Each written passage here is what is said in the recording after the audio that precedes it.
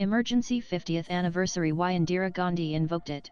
What happened in 197,577 explained. For 2, even 3, generations in India, the emergency imposed by the then Congress government may not be an immediate memory.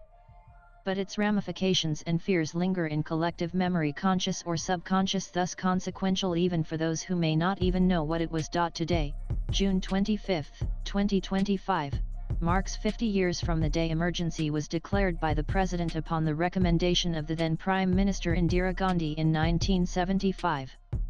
A period that lasted less than 2 years, 21 months, to be precise, put thousands in prison and affected almost everyone by suspending civil rights. The immediate trigger for Indira Gandhi's drastic step was a decision of the Allahabad High Court in 1975 that disqualified her from holding office after it found her guilty of misusing official machinery in the 1971 elections. She had already served several years as Prime Minister, by then even been valorized for India's decisive war victory over Pakistan 4 years before this court verdict. But the 1975 verdict came about when she was struggling to keep her promise of reducing poverty. A massive movement against her rule was already underway, started by students in Bihar and later widened and led by Jayaprakash Narayan, a freedom fighter once close to Indira's father and India's first PM Jawaharlal Nehru. The burgeoning youth unemployment and disillusionment with government corruption and inefficiency acted as the bedrock of the sentiment against her. When the court disqualified her on technical grounds, she was perceived to have further lost moral ground, while losing her electoral foothold anyhow.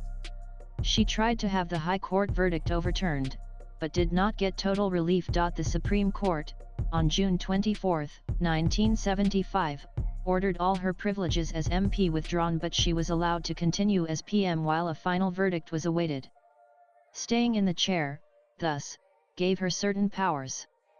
And she used those immediately. Around midnight, the then President Fakhruddin Ali Ahmed signed the proclamation declaring an emergency, citing internal disturbance, a term referring rather obviously to the movement led by Narayan. Parliament no longer remained supreme and powers were vested in the executive, led by Indira Gandhi. She effectively sought to turn into an autocrat. Her son Sanjay Gandhi, the one groomed to be her successor until his accidental death some years later, was seen as the hand inside the glove. A far-reaching move was the suspension of fundamental rights, even those as basic as Article 14 equality before law, 19 freedom of speech, and 21 right to life and liberty. This meant citizens could not even approach courts to challenge arrests, and it was all done stating and interpreting the law. Over a lock, people were put behind bars without trial, using the Maintenance of Internal Security Act. Misa RJD Chief Lala Prasad Yadav was one of them, and he later named his daughter Misa after this law. The most prominent ones to be arrested were Jayaprakash Narayan, of course, plus several leaders of the Janasangh, the BJP's predecessor, such as Atal Bihari Vajpayee and L.K. Advani, and former Congress members, or trade unionists and socialists, including Morarji Desai, who went on to become the PM immediately after the emergency. Media was largely controlled or acquiesced, with some notable exceptions. There were some pockets of praise for the dictatorial move, too, citing strong and fast decisions as efficiency. One of the breaking points came when people had to face forced sterilizations in the name of population control. Targets and rewards set for sterilizations meant government officials sometimes forced unmarried, childless men to undergo an operation that left them unable to ever have kids. This drive was widely seen as among the prominent reasons for a popular sentiment against the emergency. Massive slum demolitions were carried out, including the most infamous one at Delhi's Turkman Gate. Citing urban beautification and development, thousands were left homeless, and it was here that several protesting residents, who refused to vacate the area, were killed when a demolition drive was carried out by the authorities. Centralizing powers, several state governments were pressured to quit or dismissed, while the judiciary faced criticism too. Something had to give. Constant pressure from underground resistance movements, using pamphlets and newsletters, the social media of the time, worked against Indira Gandhi. There was mounting international criticism, including from foreign governments, human rights organizations and global media. Indira lifted the emergency on March 21, 1977, and announced general elections.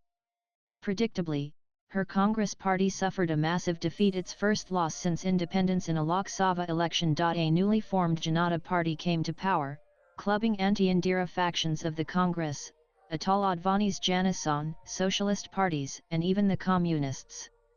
Morarji Desai, a former Congress leader, became India's first non-Congress PM. The internal contradictions of such a party, coupled with new ambitions unlocked after the removal of the Congress behemoth, meant this government could not survive more than around 3 years. Indira eventually returned to power in 1980.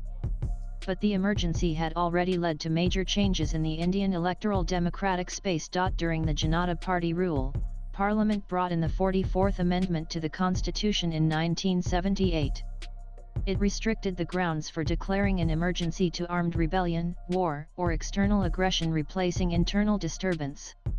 Among other things, it also ensured that fundamental rights could not be suspended.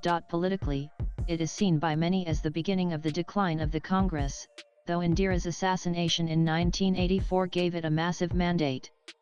The party has struggled, despite apologies and alibis, to shake off the negative legacy. Even today, when Rahul Gandhi accuses the BJP and PM Narendra Modi of undermining the constitution, he has to field questions about the emergency. Beyond electoral politics, emergency was a seismic social moment, captured in books and movies to this day. It, however, took 3 decades for it to enter official political science textbooks, ironically under the Congress-led UPA government in 2007. Debates continue to rage over the exact contents. Swipe left for next video. Emergency, thus, carries a complicated history from Indira's misuse of power to the president's rubber stamp approval, to popular unrest and her eventual loss in elections and then her return to power only 3 years later.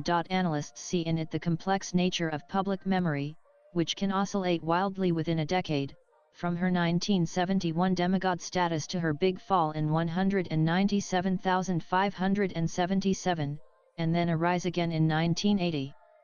They said whatever happened after that still carries the echoes or traces of the mid-1970s. Latest blogs.